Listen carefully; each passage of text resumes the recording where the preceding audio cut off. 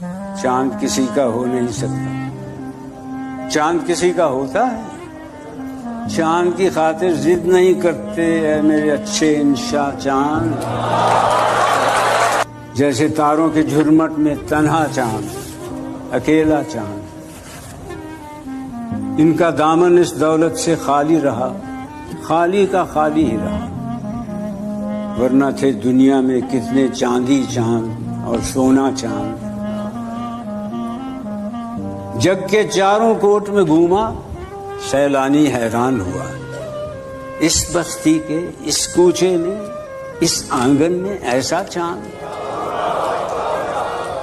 آنکھوں میں بھی، چتون میں بھی چاند ہی چاند جھلکتے ہیں. چاند ہی ٹیکا، چاند ہی جھومر، چہرہ چاند اور ماتھا چاند.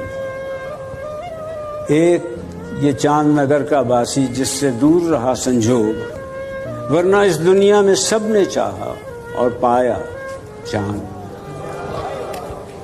عنبر نے دھرتی پر پھینکی نور کی چھینٹ، اداس اداس. آج کی شب تو اندھی شب تھی، آج کدھر سے نکلا چاند.